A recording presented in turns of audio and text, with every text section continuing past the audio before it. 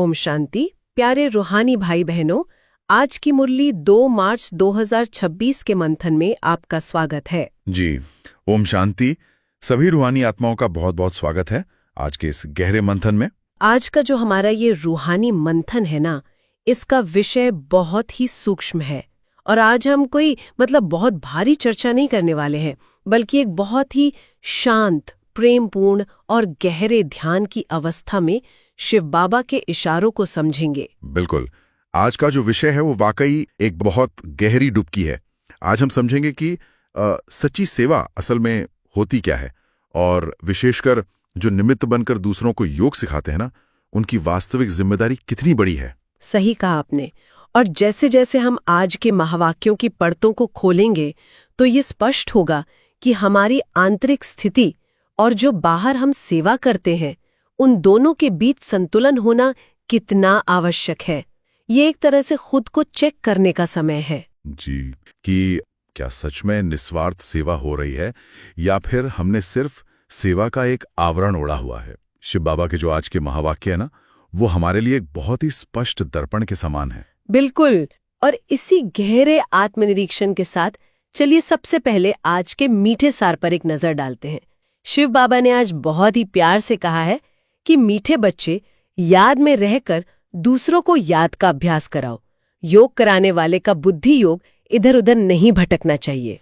वाह, ये वाक्य सुनने में कितना सरल लगता है ना, लेकिन अगर हम गहराई से देखें तो ये एक बहुत बड़ा रूहानी अनुशासन है। योग कराने वाले का बुद्धि योग भटकना नहीं चाहिए। जी, क्योंकि जब हम व्यावहारिक रूप से योग में बैठते हैं ना, तो हम सभी का ये अनुभव है कि मन अक्सर इसके विपरीत भागता है। हम आंखें बंद करते हैं और अचानक याद आता है कि अरे, रसोई में गैस बंद की है या नहीं, या कल ऑफिस में क्या काम है। हाँ, ये एक बहुत ही स्वाभाविक मानवीय कमजोरी है, लेकिन शिव बाबा यहाँ एक निमित्त टीचर से कुछ बहुत ही उच्च अवस्था की अपेक्षा कर रहे हैं। बिल्कुल। बाबा यहाँ केवल सामने बैठ जाने की बात नहीं कर रहे हैं, बाबा उस पूरी आंतरिक ऊर्जा, उस वायुमंडल की बात कर रहे हैं। बिल्कुल, क्योंकि जब कोई आत्मा निमित्त बनकर योग कराती है तो उस पूरे कमरे का, उस पूरे स्थान का जो वायुमंडल है, वो उस एक आत्मा के मानसिक अवस्था से प्रभावित होता है ना? 100%। आप सोचिए, अगर उस निमित्त आत्मा का अपना ही बुद्धि योग भटक रहा है तो वो सिर्फ एक निर्देश को तोड़ना नहीं है, ये तो एक बहुत बड़ी रूहानी जिम्मेदारी में हुई भारी चूक है। जी, जो अन्य आत्माएं वहां आई हैं, वो तो शांति की अनुभूति करने आई है ना। जी, वो तो उस टीचर की एकाग्रता से जुड़ने आती हैं। सही कहा। और अगर श्रोती अस्थिर है, अगर टीचर ही अंदर से भटक रहा है, तो उन प्यासी आत्माओं को शांति कैसे मिलेगी। ये तो बिल्कुल वैसा ही हो गया जैसे कोई खाली बर्तन से दूसरों की प्यास बुझाने की कोशिश कर रहा हो। वाह, खाली बर्तन वाला उदाहरण बहुत ही सटीक है। और इसी दृष्टिकोण से ये विषय बहुत संवेदनशील हो जाता है, क्योंकि बाबा हमेशा कहते हैं कि सिर्फ शब्दों से सेवा नहीं होती है, प्रकंपनों से, वाइब्रेशन से सेवा होती है। बिल्कुल। और इसी बात को और अधिक स्पष्ट करने के लिए शिव बाबा ने आज एक बहुत ही महत्वपूर्ण प्रश्न उठाया है। बाबा ने पूछा है कि किन बच्चों के ऊपर बहुत बड़ी रिस्पॉन्सिबिलिटी है और उन्हें किस बात का ध्यान जरूर रखना चाहिए। जी, और इसके उत्तर में शिव बाबा ने बहुत स्पष्ट कर दिया कि जो निमित्त टीचर बनकर दूसरों को योग कराते हैं, उन पर सबसे बड़ी जिम्मेदारी है। और यहाँ बाबा ने एक बहुत ही कड़ा शब्द इस्तेमाल किया है, डिससर्विस। हाँ, डिससर्विस। डिससर्विस का मतलब यह है सेवा की जगह नुकसान कर देना। शिव बाबा बहुत प्यार से समझा रहे हैं कि अगर योग कराते समय बुद्धि बाहर भटक रही है तो वो सर्विस नहीं है, वो डिससर्विस है। और ये हम पूरे ब्राह्मण परिवार के लिए एक बहुत ही गहरी चेतावनी भी है कि हमें ये सुनिश्चित करना है कि हमारे हर कदम से, हर संकल्प से सिर्फ पुण्य का ही काम हो, पाप का नहीं। बिल्कुल, क्योंकि योग में बैठना और दूसरों को ईश्वरीय याद में बिठाना ये कोई साधारण काम नहीं है, ये एक परम पवित्र कार्य है। उस समय अगर मन में देह अभिमान आ जाए या दुनिया की कोई बातें चलने लगें तो वो उस पवित्रता का सीधा सीधा खंडन है। जी, मैं तो इसे एक तरह का आध्यात्मिक धोखा कहूंगी, जहां बाहर से तो आप योग की मुद्रा में बैठे हैं, सब बहुत शांत लग रहा है, लेकिन भीतर ही भीतर एक पूरा संसार चल रहा है। बहुत सही शब्द इस्तेमाल किया आपने, आध्यात्मिक धोखा। और इसी धोखे से बचने के लिए शिव बाबा ने आज एक बहुत ही सुंदर और गहरा दृष्टांत दिया है सच्चे आशिक और माशूक का। हाँ, आशिक और माशूक, ये सुनकर थोड़ा आश्चर्य भी होता है ना कि बाबा ने ईश्वरीय ज्ञान में इन सांसारिक शब्दों का प्रयोग क्यों किया है। अब बाबा इन शब्दों का प्रयोग इसलिए करते हैं क्योंकि लौकिक दुनिया में भी एक सच्चे प्रेमी की, एक आशिक की जो एकाग्रता होती है वो किसी और रिश्ते में नहीं देखी जाती। बाबा कहते हैं कि बाप सभी बच्चों को पहले पहले यहाँ बैठकर लक्ष्य में टिकने के लिए दृष्टि देते हैं। जी, दृष्टि देकर लक्ष्य में टिकाते हैं। बिल्कुल। और फिर हरेक को खुद से ये पूछना है कि क्या मैं उस माशूक बाबा का सच्चा आशिक हूँ। एक सच्चे आशिक की जो दृष्टि होती है, जो बुद्धि होती है, वो केवल और केवल अपने माशूक पर केंद्रित होती है। उसके लिए तो बाकी की सारी दुनिया जैसे गायब ही हो जाती है। ये बहुत ही सुंदर विश्लेषण है। मतलब शिव बाबा यहाँ यही समझा रहे हैं कि ये जो देह अभिमान है, यही हमारी एकाग्रता का सबसे बड़ा दुश्मन है। जैसे ही हमारी चेतना देह अभिमान में आती है तो आत्मा उस सच्चे आशिक की अवस्था से गिर जाती है और फिर से दुनिया के उलझनों में फंस जाती है। हाँ, और सोचिए जब स्वयं शिव बाबा दृष्टि देकर लक्ष्य में टिका रहे हैं, तो उस रूहानी दृष्टि का अर्थ ही यह है कि आत्मा को अपनी वो असली पहचान और उस परम पिता की स्मृति वापस मिल जाए। अगर इसके बाद भी हमारी बुद्धि भटक रही है तो ये तो हम अपने साथ अन्याय कर रहे हैं ना। बिल्कुल, खुद के साथ अन्याय है। और इसी ईमानदारी को, इसी आत्मनिरीक्षण को शिव बाबा ने एक लौकिक उदाहरण से भी जोड़ा है, एक प्राइवेट टीचर के उदाहरण से। बाबा कहते हैं कि अगर कोई प्राइवेट टीचर रखा जाए तो वो जानता है कि उसे क्या पढ़ाना है, उसका ध्यान उसी पर होता है। जी।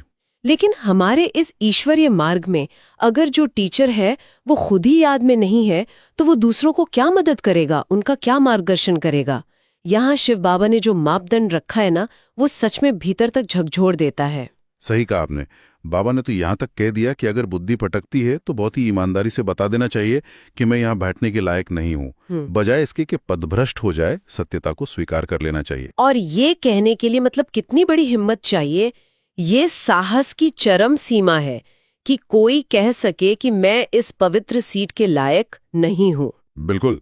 और ये ईश्वरीय मार्ग पर सत्यता और पारदर्शिता का सबसे बड़ा पाठ है। ये साफ साफ बताता है कि इस रूहानी यात्रा में दिखावे के लिए या किसी पद के अहंकार के लिए कोई जगह नहीं है। अगर भीतर से तैयारी नहीं है तो उस गद्दी पर बैठने का कोई अधिकार नहीं है। जी, अपनी कमियों को स्वीकार करना और सत्य बोलना, यही तो सबसे बड़ी रूहानी शक्ति है। और बाबा ने ये भी कहा ना कि अगर ऐसे अस्थिर मन वालों को गद्दी पर बिठाया जाता है तो बिठाने वाले भी जिम्मेदार हैं। हाँ, ये बहुत ही गहरी बात है। ये पूरे ईश्वरीय परिवार की व्यवस्था की अखंडता को बनाए रखने का निर्देश है। इसमें हर कोई एक दूसरे की आध्यात्मिक उन्नति के लिए जिम्मेदार है। ऐसा नहीं कि बस किसी को बिठा दिया और हमारी जिम्मेदारी खत्म। बिल्कुल। लेकिन एक बात जो मुझे बहुत छू गई, इन सख्त निर्देशों के बीच शिव बाबा ने एक बहुत ही मार्मिक अनुभव भी साझा किया है और ये अनुभव सुनकर मन को बहुत सांत्वना मिलती है। आप ब्रह्मा बाबा के अनुभव की बात कर रही हैं ना? जी हाँ। स्वयं ब्रह्मा बाबा, जो हमारे पहले पुरुषार्थी हैं, वो अपनी अवस्था का वर्णन करते हुए कहते हैं कि कभी कभी उनकी याद भी भूल जाती है क्योंकि उनके ऊपर बहुत सारे बच्चों का भारी बोझ है, इतनी जिम्मेदारियां हैं। सोचिए ये ब्रह्मा बाबा की कितनी बड़ी महानता है और उनकी असीम सरलता का प्रमाण है। जब हम ये सुनते हैं कि स्वयं ब्रह्मा बाबा, इस यज्ञ के रचयिता, इतनी पारदर्शिता से अपनी बात स्वीकार कर रहे हैं तो हम जैसे साधकों के मन का बहुत बड़ा बोझ उतर जाता है। सच में ऐसा लगता है कि ये जो हमारा मार्ग है, ये परफेक्शन का कोई दिखावा करने का मार्ग नहीं है, बल्कि ये निरंतर प्रयास करने का, पुरुषार्थ करने का मार्ग है। बिल्कुल। ब्रह्मा बाबा का यह कहना कि मैं भी शिव बाबा को याद करता हूँ और कभी कभी भूल जाता हूँ, यह साबित करता है कि जो याद की यात्रा है वो एक अनवरत तपस्या है, एक दिन की बात नहीं है। कोई भी एक ही झटके में संपूर्णता को प्राप्त नहीं कर लेता। जी। और इसी संदर्भ में शिव बाबा ने आज सन्यासियों का भी जिक्र किया है। ये समझना भी बहुत जरूरी है कि हमारी याद और सन्यासियों की याद में क्या अंतर है। हाँ, बाबा ने बहुत स्पष्ट किया है कि सन्यासी लोग जो हैं वो ब्रह्म तत्व को याद करते हैं। ब्रह्म एक जड़ तत्व है और वो उसी में लीन होना चाहते हैं। लेकिन हम जो ब्राह्मण आत्माएं हैं, हम एक चेतन सत्ता को, शिव बाबा को याद करते हैं। बिल्कुल। हमारा तो पिता और बच्चे का बहुत ही प्यारा रिश्ता है। यही तो बात है। सन्यासियों की याद सिर्फ एक तत्व से जुड़ने की कोशिश है, जबकि हमारी याद एक बहुत ही असीम प्रेम से भरा संबंध है। और यही वो गहरा प्रेम है जो हमारी इस याद की यात्रा को बहुत ही जीवंत और कह सकते हैं लवली बनाता है। बहुत ही लवली बनाता है, सही कहा।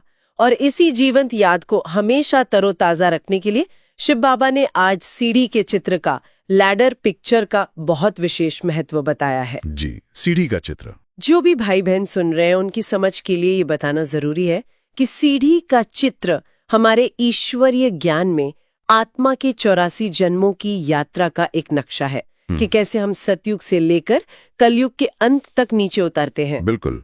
और बाबा कहते हैं कि ये जो सीढ़ी का चित्र है, ये त्रिमूर्ति और गोले के चित्र से भी फर्स्ट क्लास है। क्यों? क्योंकि भारतवासियों ने ही पूरे 84 जन्म लिए हैं। हाँ, और पता है मुझे पहले हमेशा यही लगता था कि ये चित्र शायद सिर्फ इतिहास समझाने के लिए है, एक टाइमलाइन है। लेकिन बाबा तो इसे याद का एक बहुत ही शक्तिशाली टूल मानते हैं। क्योंकि सीढ़ी का चित्र अगर हम ध्यान से देखें तो वो आत्मा के पतन और उत्थान का पूरा मनोविज्ञान है। जब हम उस चित्र पर एकाग्र होते हैं तो हम सिर्फ इतिहास नहीं देख रहे होते, हम अपना खुद का स्वदर्शन कर रहे होते हैं। जी, अपना ही दर्शन। बिल्कुल। और ये चित्र एक ही समय में हमारे अंदर दो अलग अलग अवस्थाएं पैदा करता है। एक तरफ तो इस वर्तमान कलयुगी दुनिया से वैराग्य आता है और दूसरी तरफ वो जो आने वाली सतयुगी बादशाही है, उसका अतीन्द्रिय नशा चढ़ जाता है। वाह, वैराग्य और नशा दोनों एक साथ। ये जो स्मृति है ना कि हमने ही वो 84 जन्म लिए हैं और अब हमें वापस अपने घर जाना है, ये आत्मा के अंदर एक बहुत ही गजब की रूहानी शक्ति भर देती है। ये सच में सिर्फ एक पोस्टर नहीं है, ये तो हमारी चेतना का नक्शा है। सही कहा। ये हमें बताता है कि हम कहां से चले थे, हमारी असली शान क्या थी और आज हम कहां खड़े हैं। और इसी खोई हुई राजाई को, अपनी शान को वापस पाने के लिए शिव बाबा ने आज एक बहुत ही ऐतिहासिक और दिलचस्प दृष्टांत दिया है। बाबा ने कांग्रेसियों की जफाह कसी, मतलब उनके संघर्ष का उदाहरण दिया है। जी हाँ। कि कैसे उन्होंने विदेशियों से देश को आजाद कराने के लिए कड़ा संघर्ष किया और अपना राज्य वापस लिया। लेकिन यहाँ चर्चा को आगे बढ़ाने से पहले ये स्पष्ट करना बहुत जरूरी है कि शिव बाबा किसी भी राजनीतिक दल या विचारधारा का समर्थन बिल्कुल नहीं कर रहे हैं। हमारा ईश्वरीय ज्ञान राजनीति से पूरी तरह परे है। ये उदाहरण सिर्फ एक रूपक है, एक मेटाफर है। ये बहुत ही जरूरी स्पष्टीकरण है। इस दृष्टांत का जो उद्देश्य है वो 100% आध्यात्मिक है। शिव बाबा हमें ये समझाना चाह रहे हैं कि जैसे लौकिक इतिहास में एक लंबे संघर्ष के बाद बाहरी शक्तियों से अपना भौतिक राज्य वापस लिया गया, ठीक उसी तरह हर एक आत्मा को अपना रूहानी स्वराज्य वापस लेना है। जी, रूहानी स्वराज। बिल्कुल। यहाँ विदेशी का मतलब कोई देश या व्यक्ति नहीं है। यहाँ विदेशी मतलब माया है, हमारे अंदर के वो 5 विकार, काम, क्रोध, लोभ, मोह और अहंकार। हाँ, क्योंकि इन विकारों ने ही तो सदियों से हमारी आत्मा के राज्य पर कब्जा किया हुआ है ना। जी। और ये जो हम रावण शब्द का प्रयोग करते हैं वो इसी सामूहिक विकार का प्रतीक है। तो शिव बाबा कह रहे हैं कि इस रूहानी स्वतंत्रता संग्राम में कोई कायरता नहीं चल सकती। हमें रात दिन पुरुषार्थ करके अपनी 21 जन्मों की राजाई का मेडल जीतना है। और इस राजाई को जीतने का साधन कोई शारीरिक बल या बाहुबल तो है नहीं। इसका साधन है सच्ची सेवा और बहुत बहुत रहमदिल बनना। आज की मुरली में बाबा ने एक शब्द कहा है, हड्डी सर्विस। हड्डी सर्विस, बहुत ही गहरा शब्द है ये। जी, और जब मैं ये सुन रही थी तो मुझे दधीची ऋषि का वो पौराणिक दृष्टांत याद आ गया। कथाओं में आता है ना कि उन्होंने असुरों का नाश करने के लिए अपनी हड्डियां तक दान कर दी थीं ताकि उनका अस्त्र बन सके। बाबा उसी भाव को यहाँ हमारी ईश्वरीय सेवा में लाते हैं। बिल्कुल। हड्डी सर्विस का सीधा अर्थ यही है कि अपने तन, मन, धन और समय की आखिरी बूंद तक खुद को विश्व कल्याण के कार्य में लगा देना। दधीची ऋषि का जो दृष्टांत है वो भौतिक हड्डियों की बात नहीं है, वो हमारे संपूर्ण समर्पण का प्रतीक है। हाँ, और बाबा का वो दृढ़ संकल्प देखिए। बाबा कहते हैं कि जब तक किसी पाप आत्मा को पुण्य आत्मा न बना ले, अपने समान न बना ले, तब तक भोजन न खाने का संकल्प होना चाहिए। ये सुनकर तो सच में रोंगटे खड़े हो जाते हैं। ये करुणा की, रहम की क्या पराकाष्ठा है। जी, शिव बाबा चाहते हैं कि बच्चों के अंदर इतना असीम रहम हो कि किसी दुखी और अशांत आत्मा को देखकर उनका हृदय पूरी तरह द्रवित हो जाए। भोजन ना खाने का जो ये संकल्प है, ये एक तरह का रूहानी उपवास है। रूहानी उपवास, वाह। हाँ, ये साबित करता है कि किसी आत्मा को जीवन दान देने की जो हमारी तड़प है वो हमारी शारीरिक भूख और प्यास से कहीं ज्यादा बड़ी होनी चाहिए। और इसी निस्वार्थ सेवा को स्पष्ट करने के लिए बाबा ने यज्ञ की भंडारी का भी उदाहरण दिया है। जी, यज्ञ की भंडारी यानी वो स्थान जहां सबके लिए ईश्वरीय भोजन बनता है। जो भी आत्माएं भंडारे में बिल्कुल निस्वार्थ भाव से, बिना किसी नाम या मान की इच्छा की सेवा करती हैं और सभी को संतुष्ट रखती हैं, उनका पुण्य अपार होता है, क्योंकि वो आत्माओं को सीधा सुख पहुंचा रही हैं। बिल्कुल, और ये सच्ची सेवा का बहुत ही गहरा अर्थ है। इसी सेवा के परिणामों को दिखाते हुए शिव बाबा ने आज एक ऐतिहासिक उदाहरण भी दिया है, सिंध के मुसलमानों का। हाँ, बाबा ने बताया कि कैसे यज्ञ के जो शुरुआती दिन थे, जब ये ईश्वरीय कार्य सिंध में शुरू हुआ था, जो अब पाकिस्तान में है, तब भी और आज भी अनेक धर्मों के लोग इस ज्ञान को सुने आते हैं। जी, और वो ये स्वीकार भी करते हैं कि वो मूल रूप से आदि सनातन देवी देवता धर्मों की ही आत्माएं हैं, जो बस समय के साथ दूसरे धर्मों में कन्वर्ट हो गईं। ये बात आत्मा के डीएनए के बारे में बहुत कुछ स्पष्ट करती है ना? 100%। ये हमारी आध्यात्मिक पहचान की गहराई को दिखाता है। देखिए, इस भौतिक शरीर का धर्म तो कुछ भी हो सकता है, लेकिन आत्मा का अपना एक मूल संस्कार होता है। जो आत्माएं वास्तव में उस सतयुगी देवता धर्म की होंगी, वो इतिहास में चाहे किसी भी धर्म में चली गई हों, जब उनके सामने ये ज्ञान आता है तो उनकी आत्मा भीतर से गवाही दे देती है। जी, आत्मा तुरंत पहचान लेती है। बिल्कुल, इसे ही तो 84 जन्मों का पक्का हिसाब किताब कहा जाता है। शिव बाबा समझाते हैं कि जो असली ब्राह्मण कुल के होंगे वो कभी भी इस ज्ञान से विचलित नहीं होंगे, और यह हम सेवा करने वालों के लिए भी एक बहुत बड़ा संदेश है। कैसा संदेश? कि हमें कभी भी किसी के बाहरी आवरण को या बाहरी धर्म को देखकर निराश नहीं होना चाहिए। जो आत्मा अपने कुल की है वो सही समय पर आवाज सुनकर जरूर आएगी। हमारा काम बस सेवा करते रहना है। सही कहा आपने।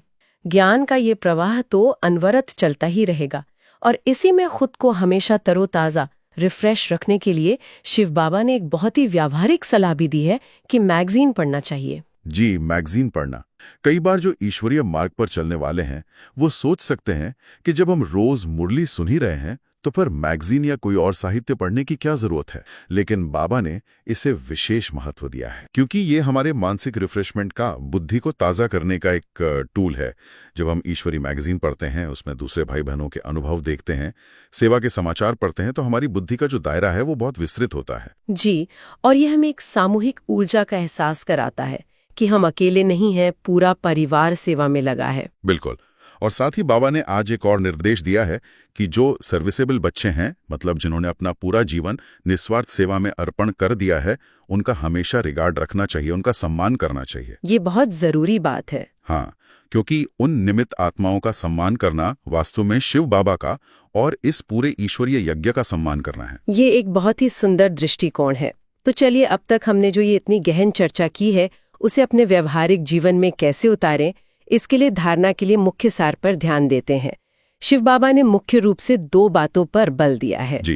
पहली बात कि राजाई का मेडल लेने के लिए सबके दिल को खुश करना है और बहुत रहमदिल बनकर हड्डी सेवा करनी है। और दूसरी बात कि दे अभिमान में आकर कभी कोई डिससर्विस नहीं करनी है, सदा पुण्य का काम करना है और दूसरों को अपने समान बनाना है। तो इन धारणाओं को हम रोजमर्रा के जीवन में कैसे ला सकते हैं? देखिए, धारणा का मतलब ही यह है कि ईश्वरीय मत को अपनी हर सांस और हर कर्म में पिरो लेना।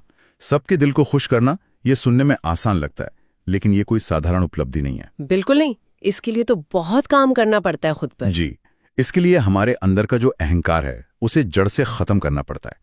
जब तक भीतर ये मैं और मेरा का भाव बैठा है, तब तक हम किसी को भी सच्चा और निस्वार्थ सुख दे ही नहीं सकते। हाँ, इसीलिए आज की मुरली का जो शुरुआती बिंदु था ना, कि योग में बैठते समय बुद्धि का ना भटकना, असल में वही इस धारणा की सबसे बड़ी नींव है।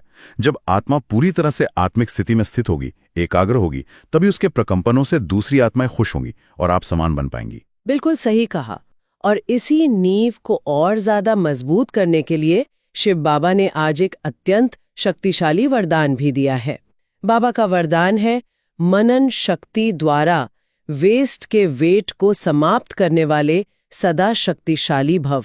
वाह! ये जो वेस्ट यानी व्यर्थ और वेट यानी बोझ, इन दोनों का जो ये संयोजन बाबा ने बताया है, मुझे लगता है ये आज के समय की सबसे बड़ी मनोवैज्ञानिक वास्तविकता है।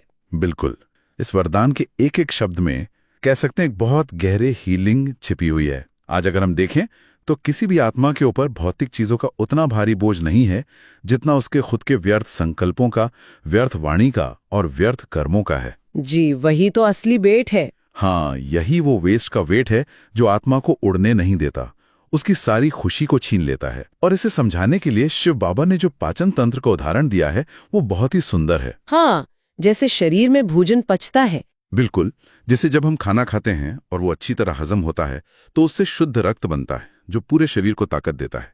ठीक वैसे ही जब हम ये ज्ञान सुनते हैं और मन में उसका बहुत गहरा मंथन करते हैं तो वो ज्ञान हमारी आत्मा में हजम हो जाता है। जी, मनन शक्ति से ज्ञान हजम होता है। और ये मनन शक्ति ही आत्मा के लिए शुद्ध रक्त का काम करती है।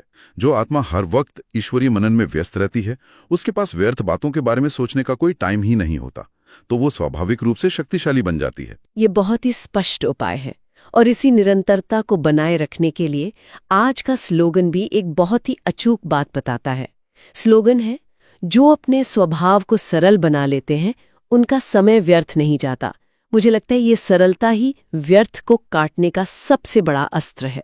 जी बिल्कुल, सरल स्वभाव का मतलब ही है सारी जटिलताओं से, कॉम्प्लिकेशन से मुक्ति, जहां कोई दिखावा नहीं है, जहां बातों को घुमाना फिराना नहीं है और जहां छोटी छोटी बातों का कोई राई का पहाड़ नहीं बनाया जाता। हाँ, जो सरल है वो तो पानी की तरह निर्मल होता है ना, बस बहता रहता है। सही कहा।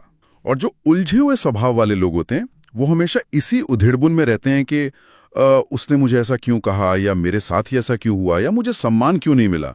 इस पूरी जटिलता में उनका कितना सारा कीमती समय और ऊर्जा नष्ट हो जाती है। बिल्कुल। इसके विपरीत जो सरल स्वभाव वाली आत्मा है वो इन फालतू के प्रश्नों में उलझती ही नहीं है और इसीलिए उसका सारा समय सिर्फ समर संकल्पों में, सेवा में और शिव बाबा की याद में ही गुजरता है। ये तो जीवन जीने का एक बहुत ही व्यावहारिक सूत्र है।